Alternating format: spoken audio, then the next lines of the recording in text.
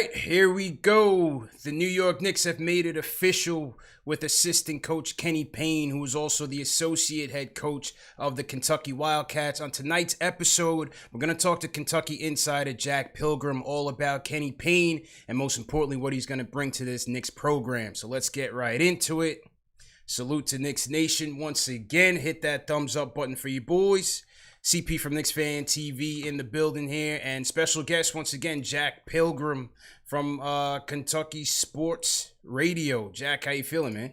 I'm better, not as good as I could be. You guys are feeling better than I am right now. Hey, well, on paper, it's feeling pretty good. You know, we still need to get the horses in order, but today it was announced that Kenny Payne has signed with the New York Knicks.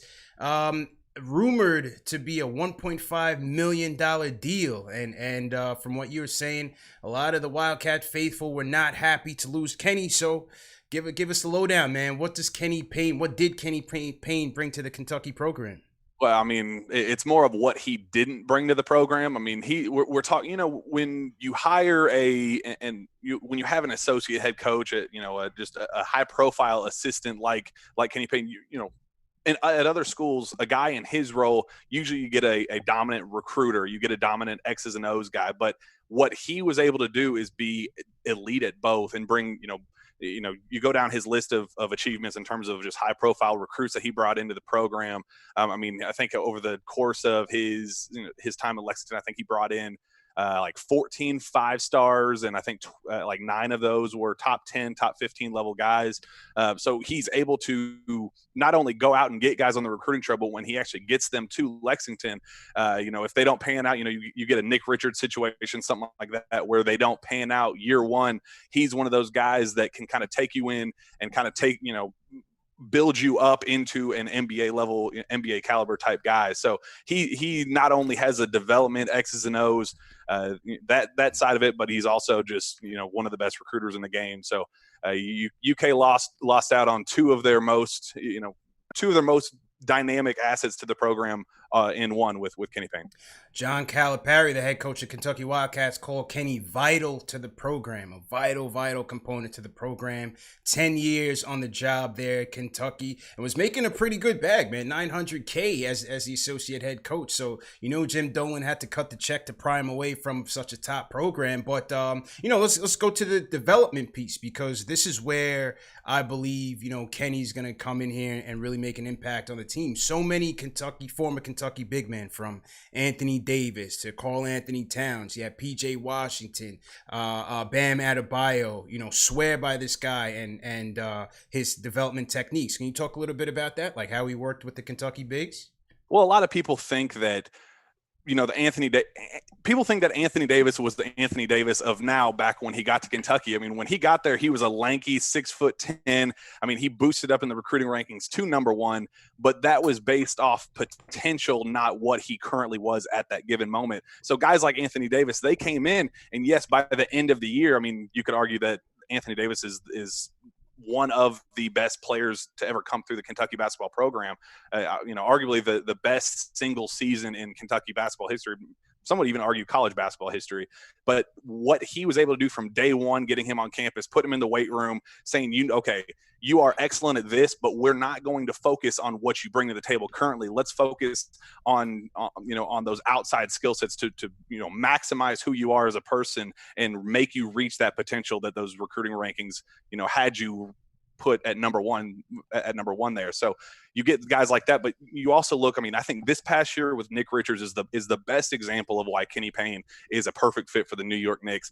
When he got here, he was I think he was the number 2 ranked center in high school basketball, top 15 level prospect. When he got here, to be totally honest, he was not a good basketball player. He had zero confidence. I mean, I think it got about halfway through his freshman year at Kentucky, he was mentally broken. I mean, he just had no confidence in his game, didn't think that he'd ever amount to what he ended up being. Kenny Payne kind of brought him aside and said, all right, this is not your year.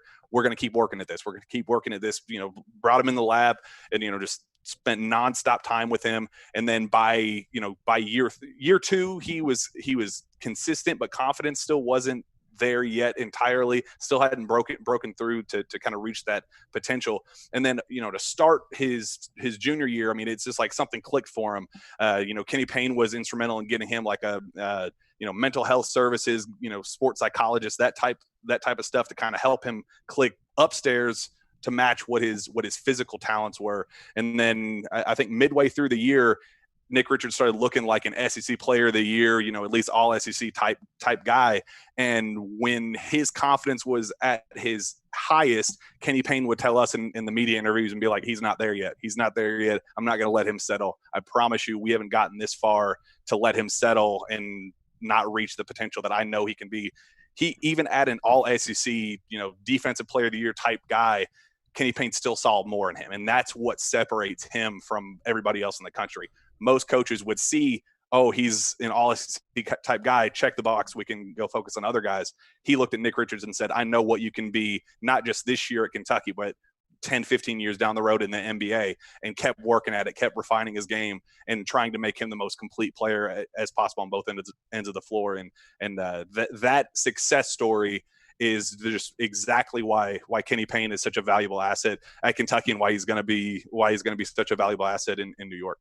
Very interesting, man. And you did see Richards' progression as the season went forward at Kentucky. So definitely give credit to Kenny Payne there. But, on the Knicks, we definitely have a lot of big men that I'm very intrigued to see how Kenny works with them. For one, for sure, Mitchell Robinson, to see how he helps him round out his game. You have Julius Randle, who's a former Wildcat, who is praising this move tonight. Special relationship with Kenny. But I'm especially interested in understanding how Kenny's going to work with one Kevin Knox, Jack, because I think this is a pivotal next 2 years for Kevin Knox. This is his third coach in 3 years with Tom Thibodeau in this regime.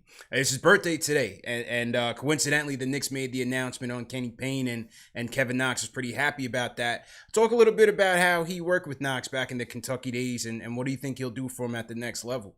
Well, I think the best part of that with his birthday is John Calipari's birthday tweet to him said, you're getting one heck of a birthday present in the form of Kenny Payne, not just Kenny Payne, but his workouts. Basically, like, I hope you're ready. I hope you're ready for these hardcore workouts that you're going to be getting under your new assistant head coach. But yeah, Kevin Knox was a guy that he came in exactly kind of what you guys got right now, but the high school to college version instead of the college to the NBA version.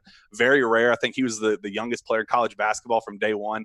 And that he kind of, same thing with Nick Richards, kind of saw what he brought to the table. I mean, he was a top 10 level recruit out of high school for a reason, but said, what you think you are right now, I think he kind of sold himself as a 6'10" shooting guard out of high school, and Kenny Payne was like, "No, that's not what you're going to end up being at the the NBA level. So we're going to work with you, and we're going to maximize the skills that you already bring to the table, but let's kind of focus on what your weaknesses are." And he throughout the year he was just horrible in transition, couldn't passing skills horrible. He really went through some ruts where he just could not hit a shot to save his life. He had some of those struggles, but in the long run, I think because Kenny Payne was helping him work on some of those, I think he primarily played kind of that 3-4 small ball 4 type role at Kentucky, but he really kind of tried to maximize what he could bring to the table as a small ball 4 option, kind of let him float a little bit on the perimeter, to kind of maximize who he could be as a basketball player, to make him, Kentucky talks about positionless basketball nonstop, being as versatile as you could possibly be. And, that's what he hoped to bring to the table with Kevin Knox. And he only had him for 8 months. So when you think about what he could do with Kevin Knox, not just in 8 months, but, however long this experiment, like you said, these next 2 years are going to be very important for him. Hopefully, these next few years he gets the work that he needs under Kenny Payne. They have a very strong trust, very strong relationship, and I think he's one of those guys that he has that family feel to him where Tom Thibodeau, to be totally honest, he's a tough guy, Yeah. hard-nosed coach. Just he has that personality that has rubbed some players the wrong way. Kenny Payne can be the complementary piece to him to, okay, if maybe this isn't working with Thibodeau's personality, but this is definitely going to work with Kenny Payne. So I think that in itself, with not only him, but Julius Randle and these other guys that Kenny Payne extends well beyond just the Kentucky sphere. I mean, he's just such a massive name in basketball that everybody's going to trust him. It's not just Kentucky guys. He's going to be one of those guys that anybody that comes into contact with him is going to trust him, have that family, big uncle, dad, father type role. That's what he's going to bring to the table with all of the Knicks bigs. Yeah, and as you mentioned, with Tom Thibodeau kind of being the opposite, they can kind of be like a yin and a yang. Tibbs can still be himself to a certain extent, but then you'll have Kenny, who already has that, player relationship, characteristic to him that should certainly help. But what it does seem like is that between Tibbs and Kenny Payne, these kids are gonna work, man. And from the articles that I was reading on Kenny Payne, his practice philosophy is well famous. What do you know about Kenny Payne's type of practices and Big Henry and all these things like that? Well, he's a guy that he's like that good cop, bad cop type thing. He's going to be your best friend. He's going to be a mentor to you off the court. He's going to, try to be that personable, coach that guys need in their life. I mean, he's a perfect example of, 17, 18-year-old. I mean, it's a tough time in a lot of people's lives trying to, find themselves as people. I mean, he has mastered that type of player coach relationship where it almost feels like, uncle, nephew, father, son, that type of thing. So when you have that, but on the complete flip side, if you step on his basketball court, if you don't give it his all, he's going to tell you to get off the court. I mean, he's kicked guys out of practice. He said, you're not mentally ready for this. Go on somewhere. I mean, he's a guy that he's going to work with you. He's going to try to, develop that long-term relationship, be that friend to you, but only if you give him as much as he's one of those guys that he'll give as much as you give. So that's going to be what he expects in New York. He's not going to let up on anybody. He doesn't care what your star power is. I mean, he's one of those guys that the players make the depth charts. The coaching staff doesn't. Right. He's one of those guys that he doesn't care who you are. You could be the number 1 draft pick. You could be, the Tyler Heroes of the world, a top 50 level recruit. You're going to come in and earn your spot on that team. And I think that's kind of why the players respect him so much. They know that, it's you have to earn your position on a Kenny Payne team. It's going to be very interesting, man. And as you mentioned, recruits, I'm wondering if this Kenny Payne acquisition, if this impacts, later on in the draft for the Knicks, depending on where they select. When you have guys like Tyrese Maxey, you have a Quickly, and even a Nick Richards who entered his name into the draft. If those guys end up on the Knicks at later picks down the road in the first or second round. I promise you, if Nick Richards is available, I think what I'm seeing is anywhere from that like 50 to undrafted range right now. If you could get him in that spot, and especially as an undrafted free agent, and Kenny Payne sees you available right there, sees Nick Richards available right there, zero chance that he passes on him. I promise you that they have such a tight bond, because I mean, like I said, that relationship of where Nick Richards was from day one to where he was when he left year 3. I mean, I personally didn't cheer for a player more in my entire time covering guys. Media guy, you're not supposed to be a fan of guys, fan of players. That's a kid that you're a fan of. And I promise you, Kenny Payne was just as much of a fan, because he was able to see that breakthrough, that blossom that everybody saw in him as a high schooler, but he didn't have that confidence to break through and become.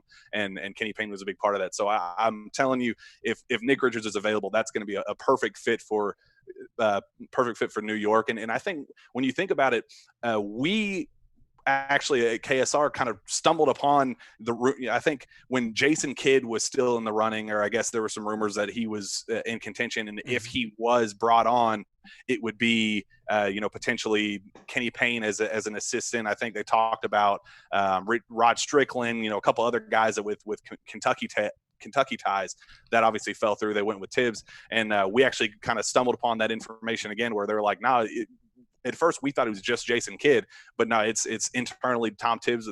He definitely wanted him, Kenny Payne, there as well. And part of that reason was to recruit not only the Kentucky guys currently, but the other NBA guys, the Anthony Davises of the world, Karl Towns, Devin Booker, he's going to be in those guys' ear when free agency hits, or on the trade market, he's going to push for his guys. I'm telling you, he's and we have seen in the past. I mean, look on social media, all the guys that have been outspoken about how much they love him, how much they respect this move.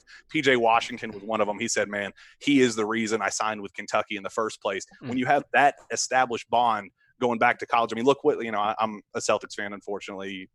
I'm sure you guys hate that. But Brad Stevens, Gordon Hayward, that relationship, people always knew was there, but until that day came, nobody knew if it would actually come to fruition. That day came, and where did Gordon end up signing? He ended up going back to his familiar coach. That's going to happen.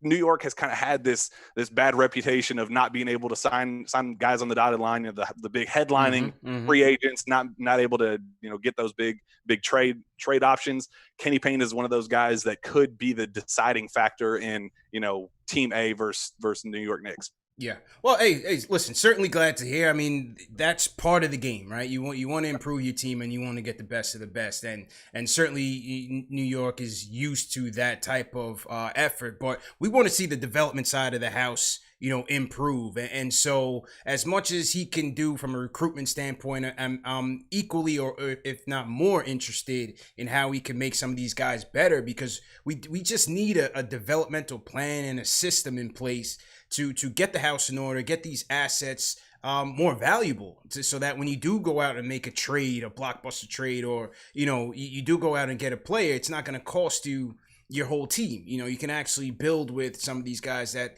these upper echelon talents that you go out there and acquire. So certainly interested in that. Worldwide West and Kenny Payne, known to be great friends. It was said that Kenny Payne, or Worldwide West, was helping Kenny Payne recruit at Oregon when Kenny Payne was an assistant coach there. So their ties go all the way back to Detroit, when Kenny Payne was a video coordinator under Larry Brown and the Pistons. He and Worldwide, I think it goes back to Louisville, right? To Louisville, yeah. I think they knew each other kind of in passing there, and then when he got to the coaching ranks, that's kind of where they kind of separated briefly, and then they kind of came back together. And I mean, they've been really, really good friends. And I mean, he's close with Leon Rose too, through Calipari. I mean, Leon Rose was Calipari's agent for who knows how long, and through that, kind of. Through that, they ended up being pretty close through that. So I mean, the ties, it made so much sense when the names started popping up, and the people on Kentucky's side of things were like, that's the one, this is the one situation. You get Leon Rose, you get Worldwide West, and you get a perfect opportunity for Kenny Payne to I mean, he's been dreaming of coaching in the NBA. He wants to be a coach at the college level, and I mean, I'd vouch for him if John Calipari left tomorrow. I'd 100% be hopeful that Kenny Payne would be on that short list to replace him. I'm that confident in who he is as a coach and just player relationship type guy. But yeah, that relationship with both Leon Rose and Worldwide West, when it just kind of felt like the stars aligned for this opportunity for him. And it's just like, well, this is what he's been wanting to do forever. And if you were in his shoes, you probably wouldn't pass that opportunity up either. You mentioned him potentially head coaching now in the future. He was there at Kentucky 10 years. Highly touted resume. How come he didn't have any other opportunities to coach? What do you think was the reason he never really got any real head coaching opportunities at other programs? Well, what I think you guys might be lucky that I think he was right on the cusp of getting a high major college coaching option. Kenny Payne has been getting interest from low major, mid major, low end D1 type schools forever. I mean, you could get one of those every offseason if he said that he wanted to do that. But Kenny Payne wasn't leaving the number one assistant coaching job in America for a Drexel or a lower end school. He was going to go to a program that he could be a difference maker, be at a high, not necessarily a blue blood, but somewhere that he could establish himself a full coaching staff, kind of make it his program and make a solid run in the tournament, that kind of deal, bring in high level recruits that he's used to recruiting. So he's been waiting for the perfect opportunity, because he did have the perfect opportunity at Kentucky. He had as his role, the years kind of pass, his recruiting role kind of, he kind of established himself as the closer. Not necessarily, he didn't have to go on the road and go to random high school in Nebraska to go see these kids anymore. He only had to go to the big EYBL events, go to the the high profile recruiting events.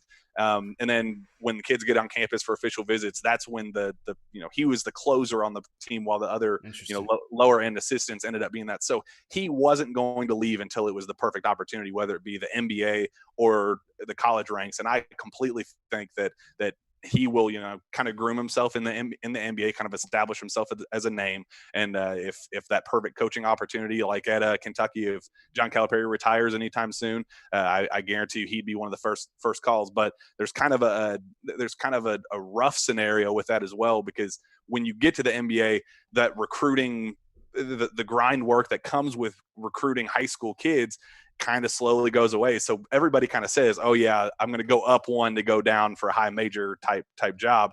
It works out, in theory, but does it always actually come to fruition? Right. And that's kind of one of those things that Kentucky fans are kind of looking at now and kind of like, oh man, it's going to be really tough if that day does come for him to leave it's a perfect opportunity for him. I wouldn't be so shocked at all if he said, no, I'm going to work out to wait until I can become an NBA head coach. So hopefully, he does have that passion again, and we can steal him back from you guys. But but until then, I'm excited for you guys. I think you guys will definitely enjoy him. He's gonna knock it out of the park. Yeah, well, like I said, on paper, certainly looks good. And when you're on the outside looking in at the Kentucky program, you always feel like it's Calipari as who's in that room, as the last piece, to the puzzle. But interesting to hear, Payne's role was so influential on that program. So definitely looking forward to seeing what his impact on the Knicks is going to be, man. But Jack,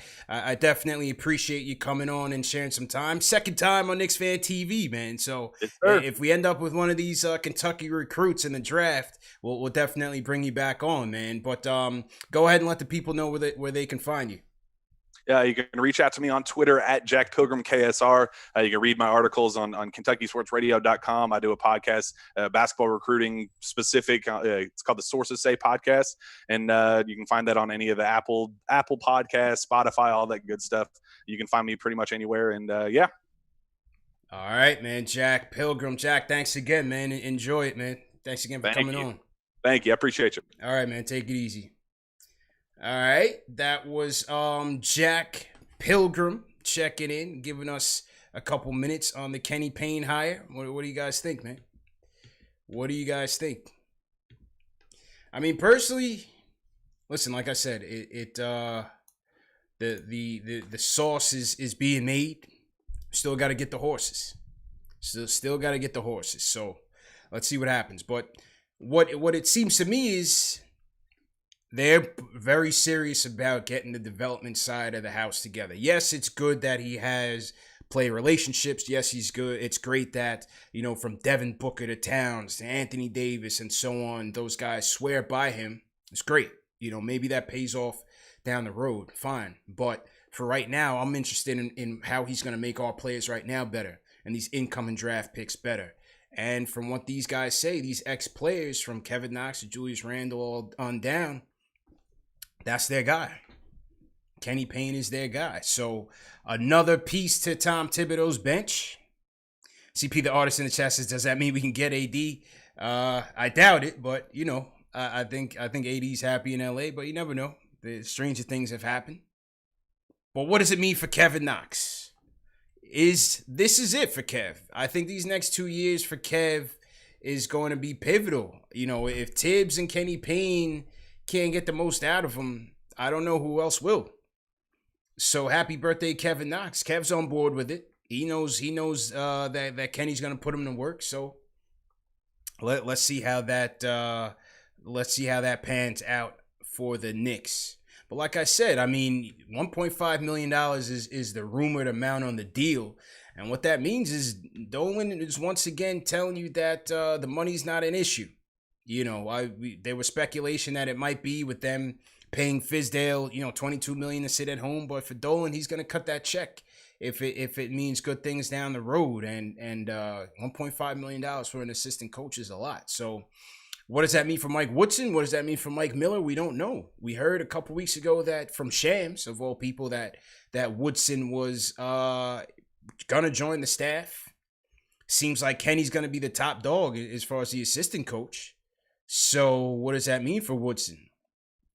Does he have other offers, or is he willing to come and work under these guys? We'll see. Mike Miller, same way. I think Mike Miller would be, more of a third assistant anyway, but more so Woodson. I'm concerned about, intrigued about if Woodson is still brought back. So let's see what happens there. So to everybody in the chat, once again, hit that thumbs up button for you boys. We got 600 and up. Climbing. Salute to Jack Pilgrim once again for joining us. Great guy, very insightful on the Kentucky program. Brings a lot to the show. Definitely appreciate him coming on. I want to shout out Chris Kasner, team #new. What's going on, Chris? If you're new in the chat, leave me a #new so I can shout you guys out. Also, Julian Clemente of ADHD, team #new. So Julian, welcome to the show as well. Let's get to the phones. Josh from San Diego. Josh, how you feeling, man? What's going on, CT? How you feeling today? Good, bro. What's going on? Not much. I just want to say that, the only good thing I take away from all the Knicks hires, including Leon Rose and Wes and Tibbs and now Kenny Payne and all the front office, is that, the Knicks front office and coaching staff is going to be on the same page. So that's the positive that I like from it. They're not going out getting the best guys, I would say, but as long as they're on the same page and we don't have that debacle, that press conference 10 games into the season with unrealistic expectations, and I'm very, very happy about that. With that being said, I do think the Knicks need to go out and get some free agent moves. They need to go out and get players, point blank. Yes. So all these coaching moves and front office moves, that won't mean anything unless we go out and get players. And the player that I'm advocating for the most is Carmelo Anthony. Reason being is he's the only person I wanted to come here within the past 20 years. And then when he got here, we didn't get to a championship, but we did deliver something. And I think it would be great for him to finish his career here and for us to eventually retire his number. And I just want to know what you guys feel about that. That's all well and good, man. But you think, is Carmelo the one that's going to make this team better? I think he hung up. Is Carmelo going to be the guy that's going to make this team better? That's the first guy, man. That's the first guy. Listen, I love Melo, man. I told you, Melo's my guy. He's my favorite player in the league, Dame and Melo. And right now, I'm missing the Portland-Dallas game, so you guys let me know what happened. I heard Dame dropped 61. So there you go. That's your reason why he's one of my favorite players in the league. Melo's my favorite player, man. But is that the first free agent that you want? Yeesh. Man, that's not it, man. I disagree with that. Josh from San Diego, the chat is not happy, man. I don't know if you want to poke your head into the chat, man. The chat was not feeling that first call. Not Melo. I like I said in the past, I don't think the Melo experiment. Yes, he wants to finish his career here.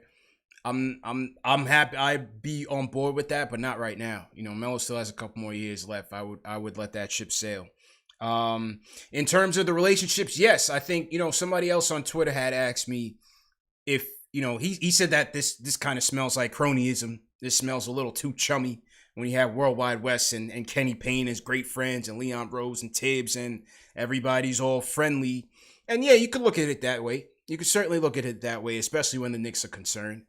But also, on the flip side, you could look at it from a standpoint as everybody's going to be on the same page. With Tibbs, Leon Rose, Worldwide West, Kenny Payne. These guys are going to be on the same page. Doesn't mean that they're going to agree on everything, but I think they will together establish a vision and establish the culture, which is what we want. And with Kenny Payne, with Tibbs, these guys are going to have these kids working in practice. We know that. So I think that's a positive way to look at it. And I also think the positive thing that you could look at from a Leon Rose standpoint as a rookie on the job is that he surrounded himself with a lot of veterans. In Scott Perry, in Walt Perrin, his advanced scout, Worldwide West, and a longtime recruiter. Kenny Payne, a longtime coach and recruiter. Tom Thibodeau, a longtime coach as well. So the experience is there. And so, again, on paper, it looks okay. Gotta bring in the talent. Got to. Let's see who else checked in on Team Hashtag New. Salute to Ronald Boodhansing. Ronald Boodhansing, what's going on? The Brazen Serpent, Team Hashtag New, what's going on? Who else we got in here? We got some super chats in here as well. We have, who else is on Team Hashtag New? We got D is bowling. He says Melo's good in Portland. Yeah, I mean, listen, Melo's he's made a home for himself in Portland. But that's not the first guy I want to see here, man. Definitely not the first guy I want to see here. So Sergeant Robert 2764, what's going on? Salute to everybody on Team Hashtag New. All right, back to the phones. Raw Hebrew Remnant is next. What's going on, man? What's up, CP, man? I could not disagree more with that last part, man. I mean, what is he talking about? I mean, are we tired of reaching for old free agents for some quick fix? Yeah. I mean, I don't follow college ball that much, but I even heard of this guy of Kenny Payne before he got this, for his development. We got development situation that we got to do. When we drafted Knox, they said at the time it was going to take 4 years. So we've only got 2 years. So now you're bringing in this guy that he has worked with. Plus and they said he works with big men. So now you got Mitch. See, this is the thing. The assistant coaches have got to be the good cop to the head coach's bad cop. Thibodeau going to put his foot in people's behind, and he needs to. So you need a good cop behind the scenes that's going to pat them on the head and say, you know what, you can do it. You're going to help you. We're going to work with you. That's what we got with this guy. Enough of this quick fix with Melo or whoever big free, AD. Let's work with the guys we got, and let's develop them for once. We haven't done that ever. So let's work with some people we got and develop them. That's all I'm saying. Facts. Good call. Yeah, I mean, Mel's not fixing anything here. Let's just be real. He's not fixing anything here. Love him.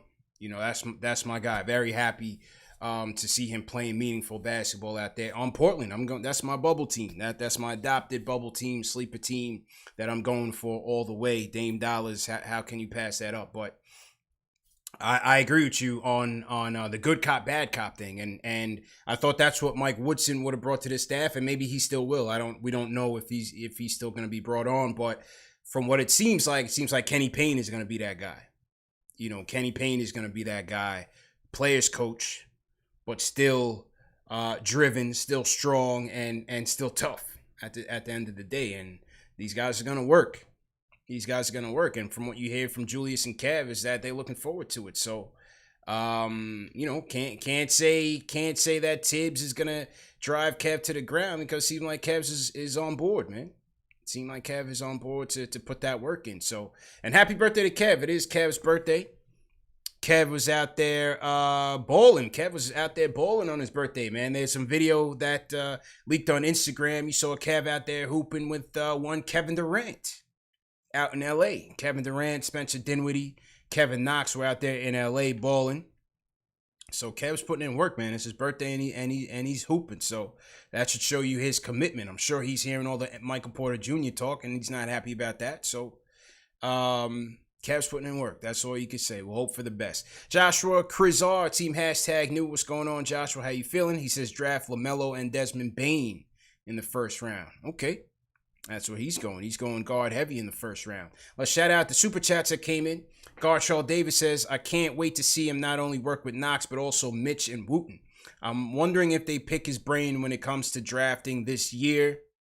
I would have to think so. I mean, he's coming from Kentucky, and like I just spoke about with Jack Pilgrim, think about Tyrese Maxey, a kid that could be slotted anywhere between the end of the lottery and the end of the first round, 15 to 30.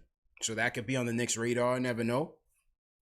We know that the Clippers pick has been moved up to 26. Knicks gained a slot. So it was always hovering around 27. But the way the bubble finished out, the Clippers pick is now at 26. Emmanuel Quickly Is that a potential second round pick? Nick Richards, is that a potential second round pick? So I'm sure Payne will have his input on that as well. And but Mitch for sure, man. Money Mitch. I'm looking forward to Money Mitch working with Kenny Payne. We already see Mitch trying to round out his game. And listen, from what Anthony Davis said, I'm gonna pull up this article right now. What Anthony Davis said was that when he got to Kentucky, he had no moves. He was a baby deer coming out of the wound. And he said Kenny Payne basically taught him everything. Everything that he knows in the post, he learned from Kenny Payne. I'm about to find you this quote right now. And yeah, that was AD. You had Willie Cauley-Stein who said he returned for his junior season primarily to stay with Kenny Payne. So there that is. I'm trying to find this. Here's a quote from AD. Salute to everybody in the chat. Hit that thumbs up button for you boys. I'm trying to find this quote here. This is from Anthony Davis on Kenny Payne. This is an article from The Athletic. I'm going to post it in the chat. For those of you that have a subscription to The Athletic, you can read it. And if you don't, I'll just give you some of the excerpts here. I'm going to post this in the chat. So to everybody in the chat, hit that thumbs up button for you boys. All right, here's what AD said. He said, when I got to Kentucky, I couldn't do a post move. I was very raw. I was like a baby giraffe that came out the womb. And he said, it became a thing. He said Kenny Payne gave him confidence, sharing basic principles, and a go-to move. He gave AD a go-to move. Create a wide base, hold your ground, secure the ball, dribble once, spin back into an unblockable right-handed jump hook. And you know that's AD's move. A go-to move. This is what we've been talking about with Mitch. Can he develop a go-to move? We're not looking for him to be, Kobe on the perimeter. Just develop a go-to move. We know Mitch's bread and butter is going to be rim running and blocking shots.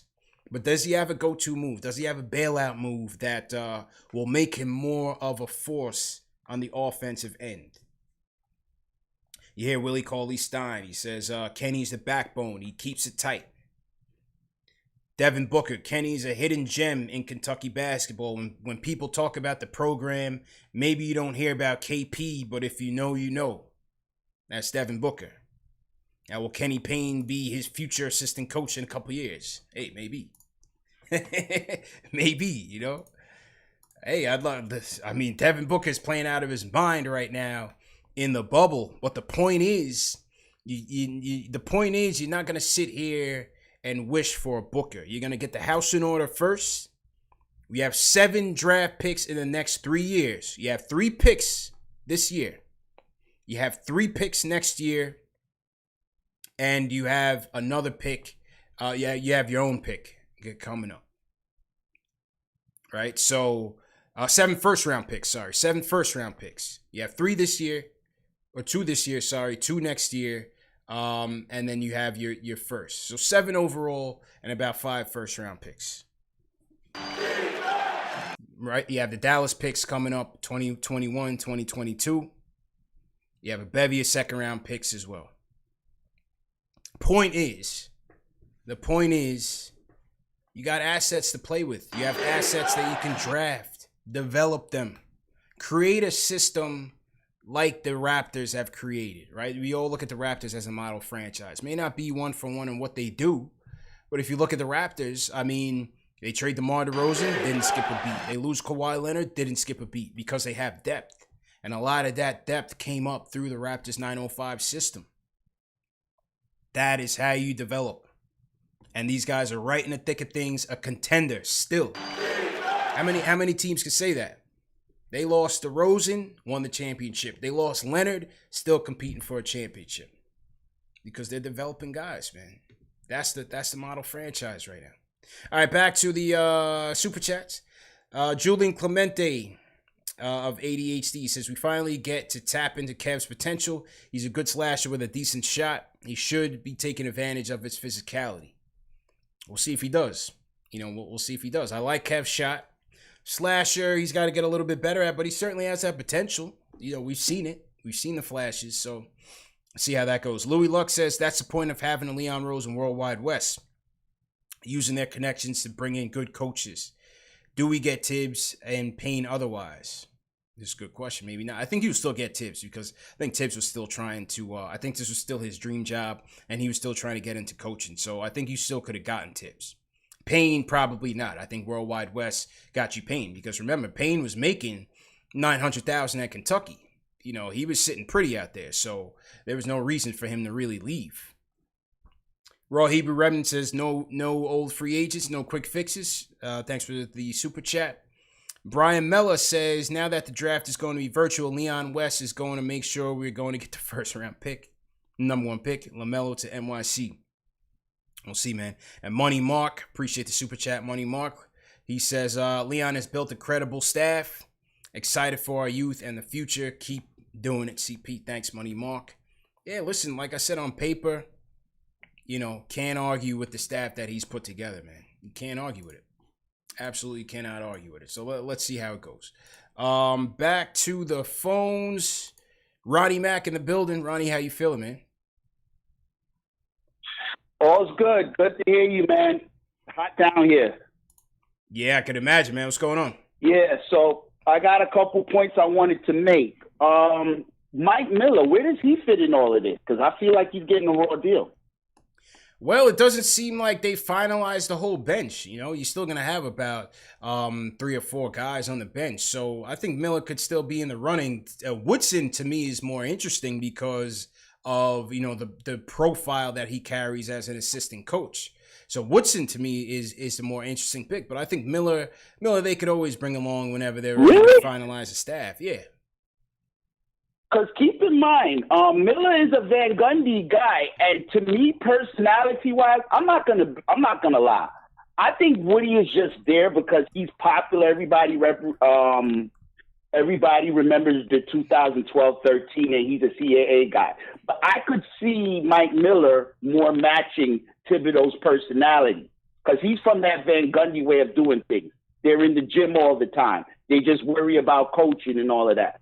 I think Mike Miller has some similar philosophy, but he's not as popular and as charismatic as Woody is. Woody's well connected. Yeah, I agree with you on that one, but I think from what we're hearing, and appreciate the call, Ronnie, from what we're hearing in the beginning when Woodson was mentioned was that, you know, there were people in the organization that wanted him to finish the job here. You know, and yes, Miller comes from that Van Gundy style for sure. They definitely have some familiarity, but I think Miller, you know, like I said, he's less of a profile than Woodson. Woodson has that resume. Miller was the interim coach. He was the assistant coach. He was the interim coach. He was the D-League coach. So, like I said, I think Miller will be easier to keep. I'm just not sure if they're going to add Woodson with this addition of Payne right now and how much, what's the number on Woodson? How much are you going to pay Woodson? And Shams did report that Woodson was coming to the Knicks. So very interesting there. Very interesting there. Here's the Knicks draft outlook. Because I kind of botched what I was saying earlier. So here's how the draft is looking for them in the next couple of years. So to everybody in the chat, hit that thumbs up button for you boys. So they have their own pick, obviously, this year, first round, which is going to be a lottery pick. They have the Clippers pick that they got in the Morris trade, which is going to be number 26 right now. They have in the second round, they have the Hornets pick. They have the Charlotte pick, which they got in the Hernan Gomez trade. All right. They traded their own second to Philly to get Hernan Gomez, so they don't have that. But they have the Charlotte pick in the second round. 2021, here's what they have. They have the right to swap with the Clippers, which, based on record, I mean, you're going to have a complete catastrophe with the Clippers to even get that. But they have the right to swap. They're not going to get that. They have the Mavs pick in the KP trade. That's 2021. They have the Hornets pick again. And then they have the Pistons pick. So that's 2. 2 in round 2. And then in 2022, they have their own, the first and second. 2023 is when that second Mavs pick kicks in, and that's protected top 10. The 2021 Mavs pick is not top 10 protected. So this is where you want the Mavs to be bad next year so you can get a good pick. You want the Mavs to be bad next year so you can get a good pick. 2021. The 2023 pick is top 10 protected. All right, so that's how the Knicks draft capital is looking. But the point is that it's looking good.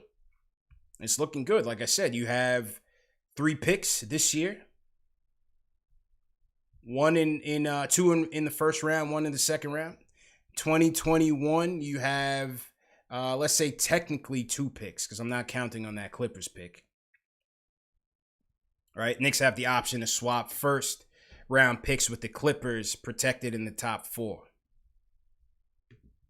So if the Clippers were to end up, with catastrophic injuries and end up with a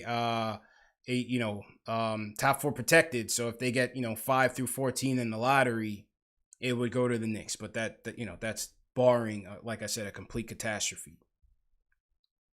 Right, so technically in 2021, you have 2 first-round picks. You have 2 second-round picks in 2021. So there we go. There we go. Time to manage it all. Back to the phones. Quincy Jones in the building. Q, what's going on, man? What's going on, man? How you doing, man? Good. How you doing? Pretty good, man. Yeah, so Kenny Payne's hiring got me excited, man. Like the other caller said, everybody's in line. You got the president, the GM, the coach, the assistant coaching staff. They got a prior relationship. Everybody's kind of in sync, and that's good to see because we've had in the past a lot of issues with like Phil Jackson and all that stuff where everybody's not on the same page. Also, I'm excited about the draft lottery coming up. What is it, next week? August 20th, man, next Thursday. The draft lottery is around the corner. It's something for the Knicks fans to look forward to. I mean, we haven't had basketball in months, and we won't have basketball for months. So, that's something I'm looking forward to. I'm looking forward to seeing if we move up or if we stay pat. If they decide to trade the pick. If you get a 7 pick, maybe you trade it for a little bit of older star or older young player that's maybe farther along in progress, since we have so many young players already. I mean, listen, I don't think anything's out of the realm of possibility if they get 7 or lower, but we'll see what happens. But yes, August 20th, next Thursday is the NBA draft lottery. And we're going to have a big show, man. So I hope you guys are going to tune in. We got myself, Jay Ellis, Jonathan Macri's coming through. Schwinny's coming through. We got Corey Taliba, the Harvard Herald's coming through. Might have Spencer as well. So we're going to have a packed house lining up some interviews. It's going to be a good one. It's going to be a good one. So make sure that you guys tune in. Remember, this show is available in audio podcast format as well. So you never have an excuse to miss it. Spotify, Apple Podcasts, Google Play, Amazon Alexa, Stitcher, iHeartRadio. It's on everything. So just search KnicksFanTV podcast and you will find it wherever you listen to podcasts the most. We are everywhere. You can't miss us. So to everybody in the chat, once again, hit that thumbs up button for you boys. How we looking on the thumbs up, TM? Let me know how we looking on the thumbs up. There's a link going around to the mailing list. Make sure that you guys are signing up for the mailing list as well. We are building a website. We need everybody's email contacts. Make sure that we keep you guys informed and let you guys know of upcoming events, upcoming news, anything. Just let's make sure that we have your contacts so that we can keep this thing growing. All right, back to the phones. Who's next? Let's go to Josh from New York. Josh, how you feeling, man? I'm doing good. I heard I already put in the chat that I want Desmond Payne and LaMelo in the first round. Mm-hmm. But with the Payne hiring, if we fall to like 8 to 10 spot there, what happens if we take Maxey because we hired Payne?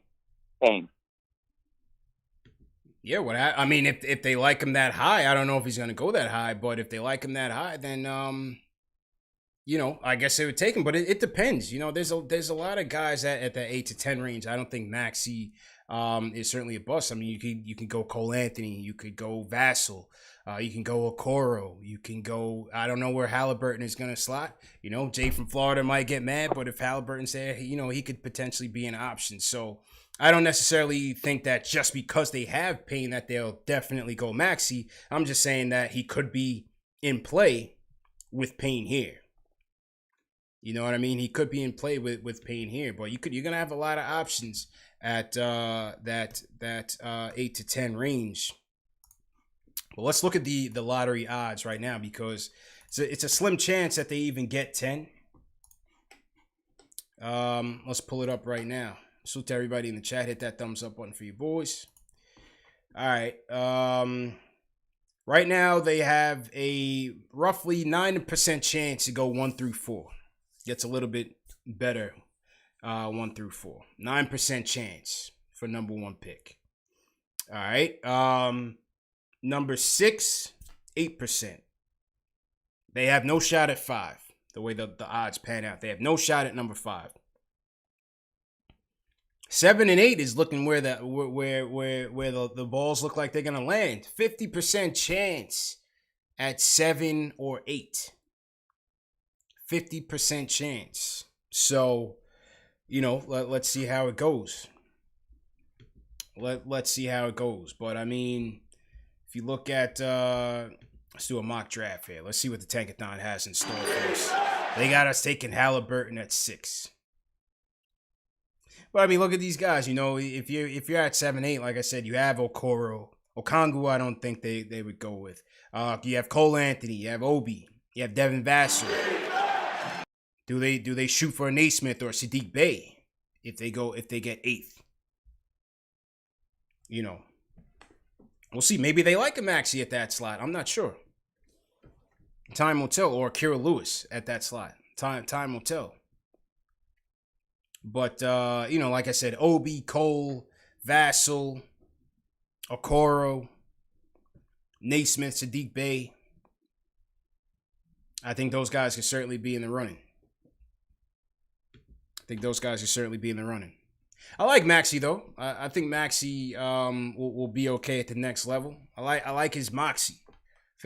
I feel like Maxey has that he's got that grit.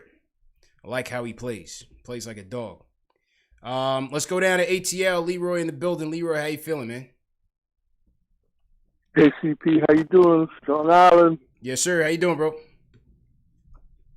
I'm doing good, babe. Let me talk to you a little bit. Let me hit you, man. Kenny Payne, that's a big move. Kenny Payne has been the secret sauce for Kentucky for about 10 years.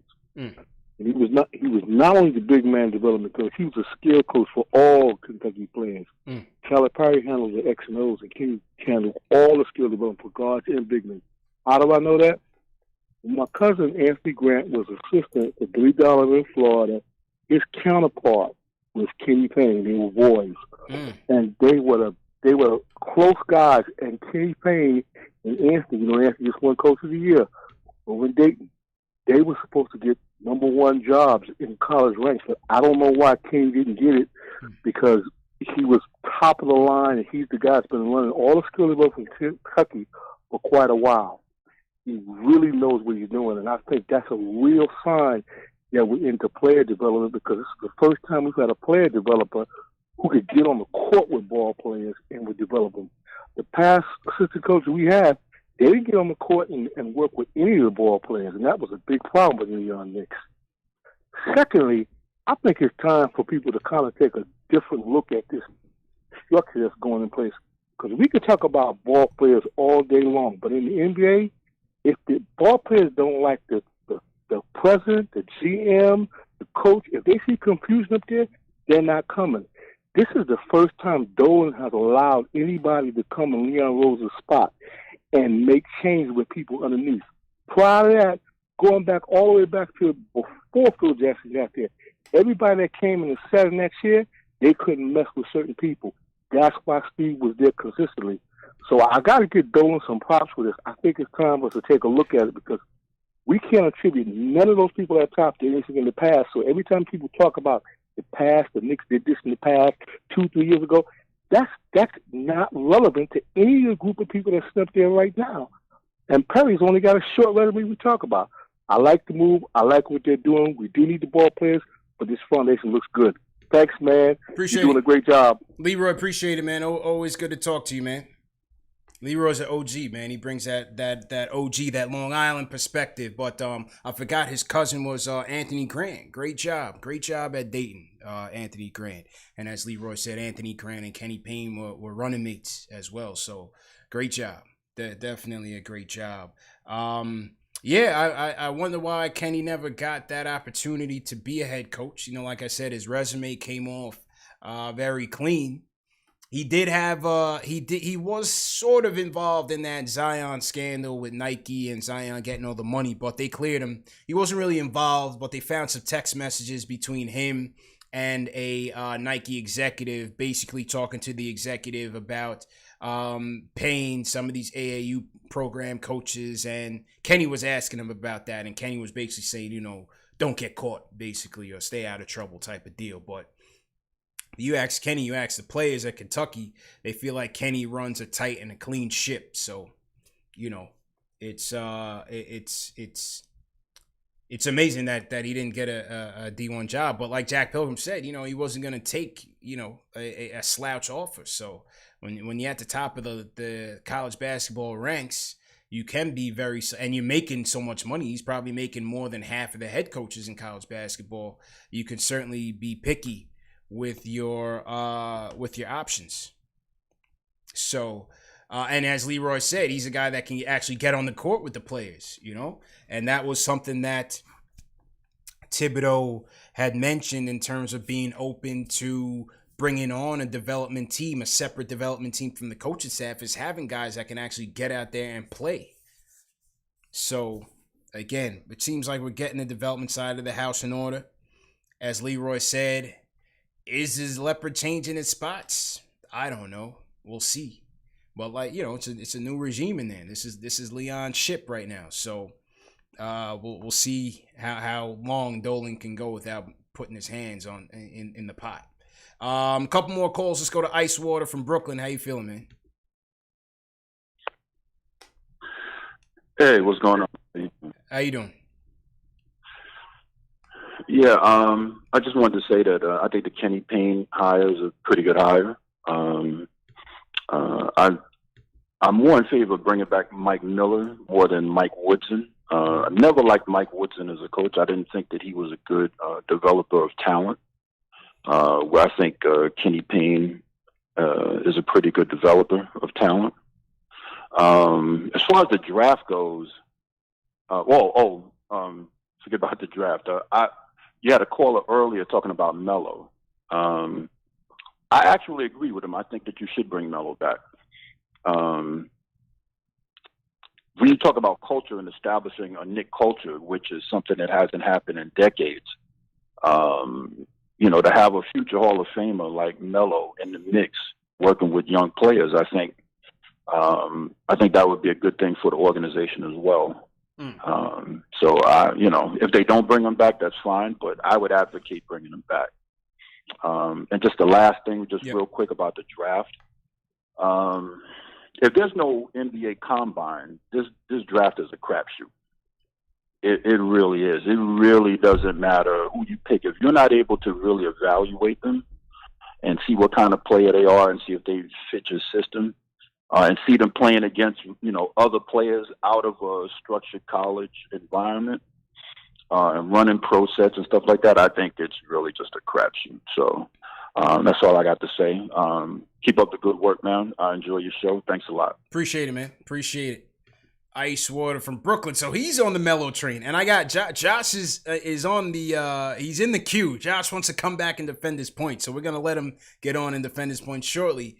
But you know, in terms of the draft point, it's gonna be very interesting to see how this thing plays out, just in terms of how they start the season. How do they meet for training camp? How does Tibbs get a chance to work with some of these young players? I think it's going to be a weird adjustment to be made and getting these guys all acclimated and building chemistry. It's going to be interesting to see how they start off next year, because things are so much in flux with the pandemic and everything. And with the pandemic cutting college basketball short, and we don't know if these guys are going to have a pre-draft camp or combine, we can really evaluate these guys. I got to imagine that they're going to be able to bring these guys in for individual workouts. They may not have them. Well, who knows? I'm thinking, are they going to have them? Because, you know, when they have these individual workouts, they'll also have workouts where they have similar guys within the same tier going head up with each other. Like when Knox was drafted, you know, his workouts, he was paired up with Mikal Bridges, and they had about 4 or 5 other guys there kind of going one-on-one and doing drills together. So will they be able to have that option available to them? Let's see. We shall see. On the Melo thing, I don't know, man. I'm not sure. Just don't know if it's going to go the same way, but we'll see. We shall see, man. Adele from Fresh Meadows, what's going on? Hey, what's up, man? Big fan, bro. Big fan. Thank you. I'm actually putting my son to sleep, so I'm trying to be a little quiet. 2 things. What's your thoughts on Jeremiah Grant? As for me, I'm starting to fall in love with two-way players.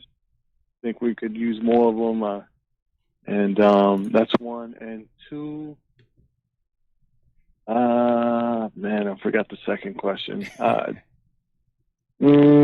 How much you think it would take to get him to be a Knick? Jeremy Grant? Let's see. Yes, sir. Let's take a look, man. I appreciate the call. Go ahead and put little man to sleep, man. It's all good, man. I'll answer the question for you anyway. Thank you, brother. And appreciate the call. Listen, I mean, there's very few two-way players that can literally bring it on both sides of the ball. I mean, that's a gem if you have that option. I mean, Jeremy Grant's not a star, but he's a great role player and filling a tremendous role for the Nuggets right now, as are Michael Porter Jr. and so many other guys. But let's look into his contract situation, because I don't think he's as available. I think he has a player option with the Nuggets. And the Nuggets had traded a first-round pick for him to get him from OKC. So I don't know if he's going to be available. He'll have to opt out of that deal and look for more money. But he's a gem. He's a gem, a true 3-and-D player, but a slasher, a dunker. I mean, this kid can play, man. I wish his little brother was as good as him. Remember, we had Jerry and Grant in here for a second. That was supposed to work out well, but didn't work out so well. Phil wasn't having it. All right, let's take a look at Jeremy Grant's contract on Hoops Hype. Right now, he's making $9.3 million. Yeah, he's got a player option for 2020 for next season. So he's got a player option for $9.3 million. Now, what does he do? Does he opt out for more money? The Knicks can give him that money. The Knicks can give Jeremy Grant that money. EJ1 in the chat says they'll decline Millsap and bring back Grant, which makes a lot of sense. Because Millsap is making a bag. I mean, how much Paul Millsap making right now? Got to be some crazy money. And he's old now. Still playing well. Paul Millsap is still playing well for the Nuggets. And he stepped it out on the 3-point line as well.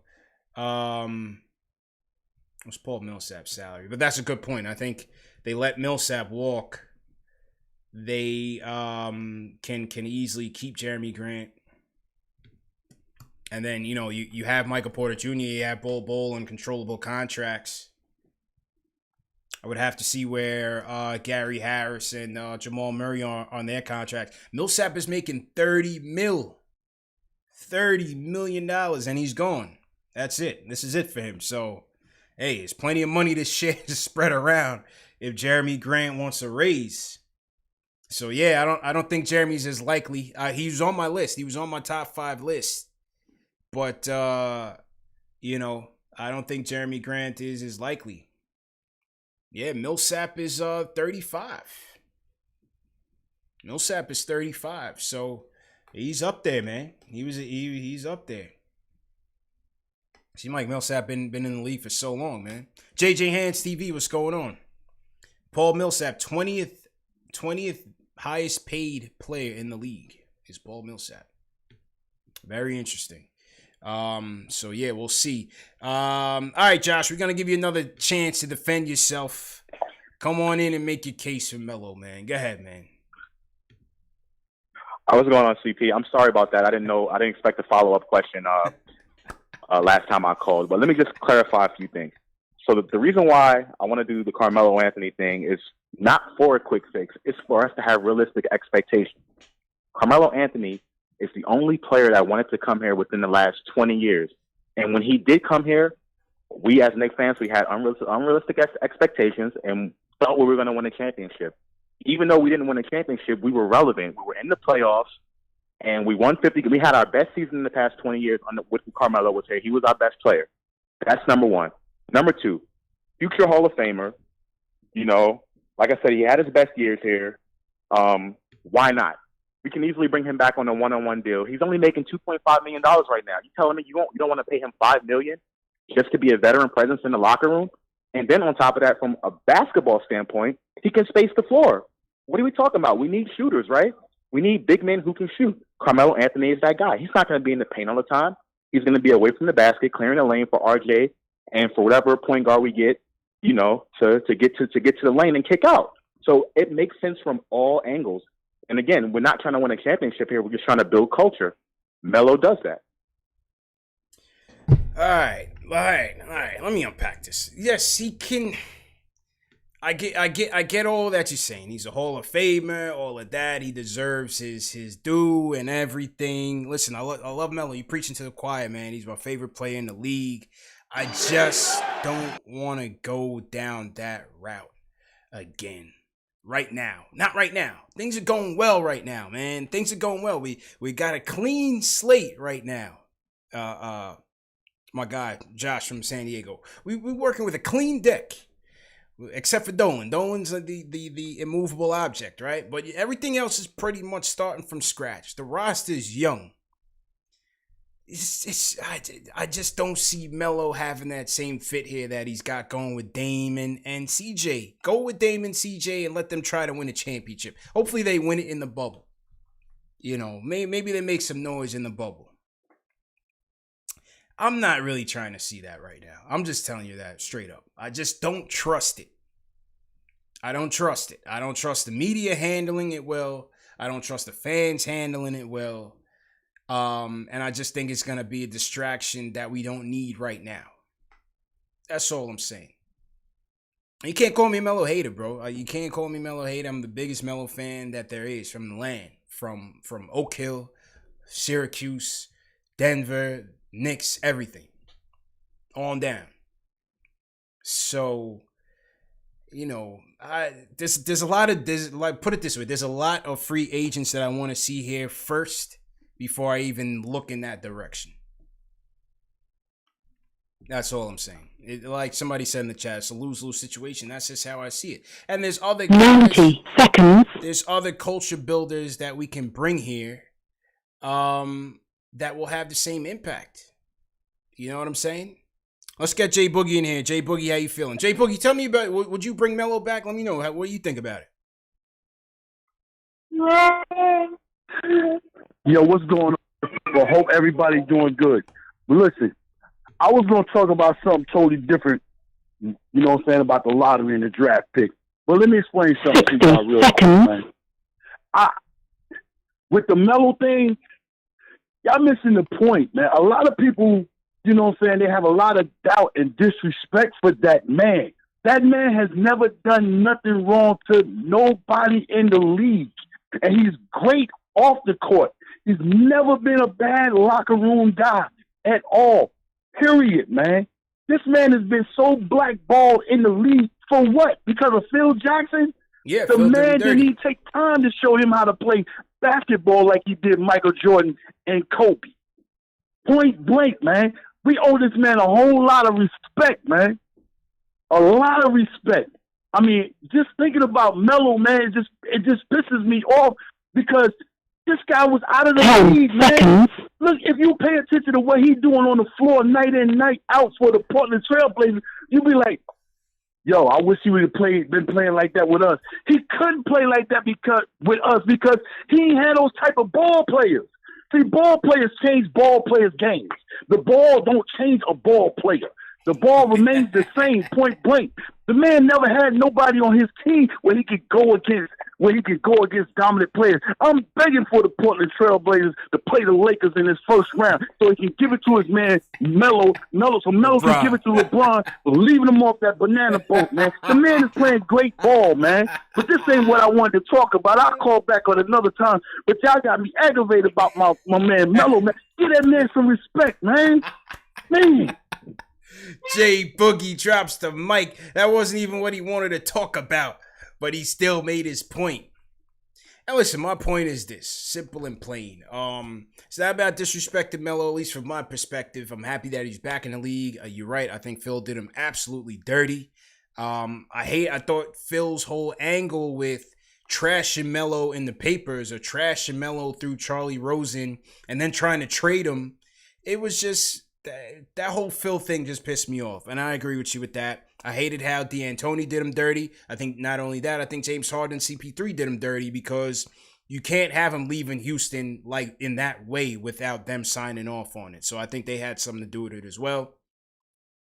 I'm happy that he's bounced back in Portland. I just don't want to go that route right now with the way this Knicks team is going. Like I said, there's way more players that I'd rather see on this team right now than Carmelo. That's gonna help make this team better. That's all I'm saying. That's all I'm saying. Simple and plain.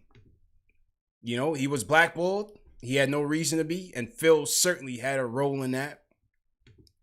But now he's back, so good for him. And I hope he does well, and I hope he does play the Lakers and make some noise in the first round, man. But we got to focus on what we're doing right now, man, and that's rebuilding and getting some vets in here that's going to help elevate this team for sure. Let's see how it works. Man. But like I said, appreciate everybody for calling in. Appreciate everybody for tuning in. Let me know your thoughts on Kenny Payne. What do you think about the hire?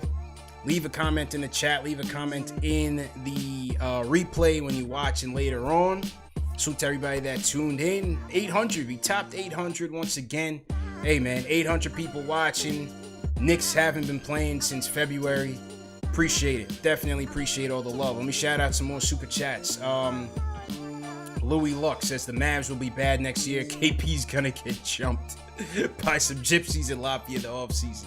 Well, I hope not, man. Definitely don't hope for that type of karma, but gonna be asking a lot to see that happening. But hey, good luck to them. Good luck to KP. But we got a new KP. His name is Kenny Payne. So once again, what do you guys think, man? Seems like we're getting the house in order. And let's see where it goes from there. Salute to Rich Jim. Salute to Daniel Villanueva. Daniel, appreciate it. D is balling. What's up, D? Appreciate it. Jay Malone in here. Appreciate all the mods. Appreciate KnicksFanTV Dave, KnicksFanTV Jared, TM, Rome, Key Sinclair, all the mods. John Talento, Raw, Hebrew Remnant. Appreciate it. Appreciate everybody, man. Shells, always appreciate it. Let's see, upcoming content. Remember to hit that eye icon at your top right-hand side of the screen. Those are our past episodes, our past playlists. We have a ton of content on this channel. If you're new in the chat, you can go through every single hire that Leon Rose has made. We have a video on where we're giving you the lowdown on who that person is, what they bring to the team. Make sure you check out the Leon Rose playlist.